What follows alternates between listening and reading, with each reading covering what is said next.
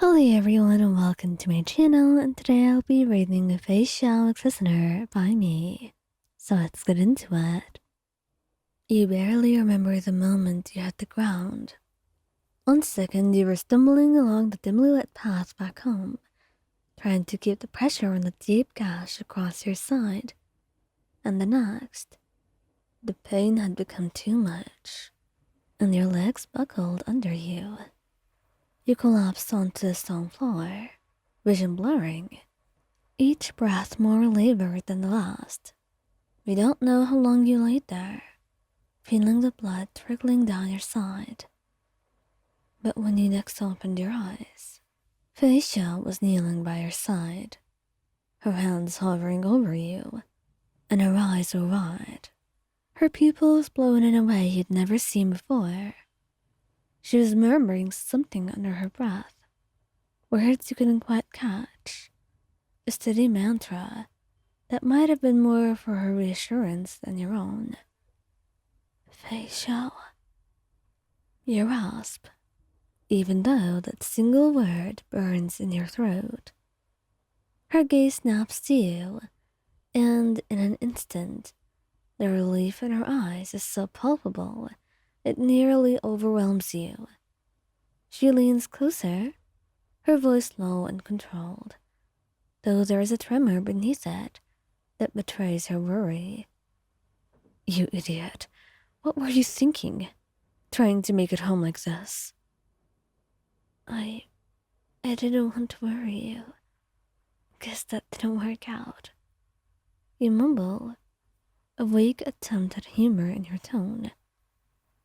Her eyes narrow and she lets out a sharp breath. You nearly did not make it here at all. Come on. I have to take you to a healer. Now, she says, sliding an arm under your shoulders and supporting you. She is careful as she lifts you, guiding you against her with a precision that belies her worry. The pain flares up, sharp and searing, but her touch is steady, grounding you even as your vision begins to waver again. You're not sure how much of the journey you remember. Blurred lights and muffled voices, but you remember Feixiao's quiet presence, her hand never leaving yours, her voice a constant, calming rhythm in your ear. And at some point, you black out.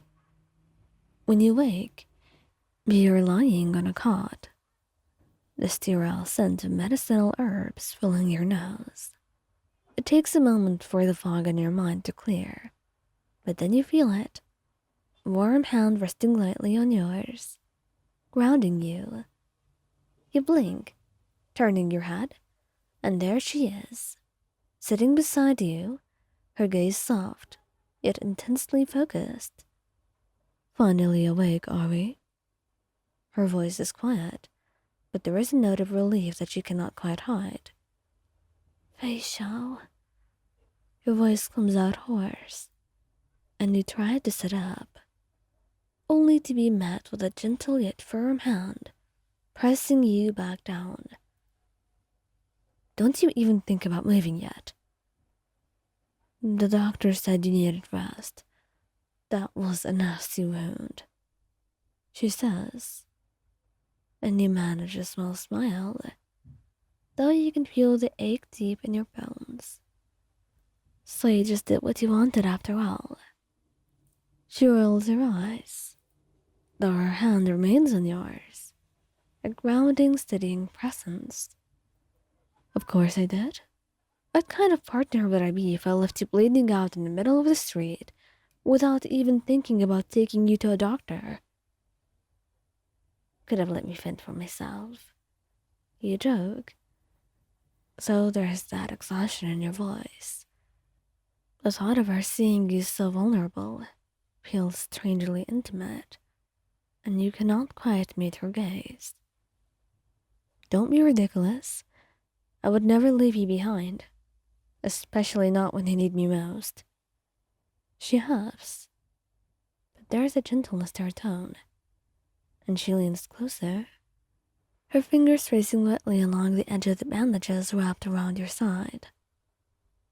And you fall silent, the weight of her words settling over you. Feixiao has always been pragmatic, a warrior through and through, but this side of her, the protective, almost fierce tenderness in her gaze, is something you do not see often. Thank you, you whisper, your fingers curling around hers, squeezing lightly. I mean it. I don't know what I would have done without you. She does not pull away, her fingers lacing with yours. Well, let's hope you don't have to find out. Honestly, you scared me half to death.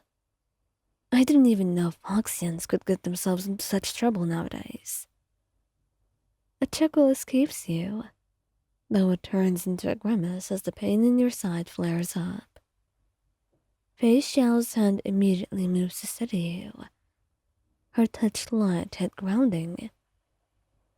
Careful, you're not out of the woods yet, she murmurs, her voice soft, and you nod, letting your eyes close for a moment, focusing on the warmth of her hand in yours. I'll be fine, now that you're here. She gives a small sigh, though there's a hint of a smile in her voice. You'd better be. I did not go to all this trouble just for you to go and pull another stunt like this. So, you're saying you would save me again? Maybe, but only if you promise to be more careful next time, she says, meeting your gaze. And you smile. Deal. And eventually, there is a bit of a silence between you two, a comfortable one that is soon broken by her, her voice low and almost hesitant. You know, when I found you, I thought, well, I don't want to think about it. You reach up, cupping her cheek, your thumb brushing gently over her skin. Hey, I'm still here, thanks to you. Her eyes soften when she leans into your touch, closing her eyes for a brief, unguarded moment. When she opens them again, there is a quiet determination there, a promise unspoken. I won't let anything happen to you.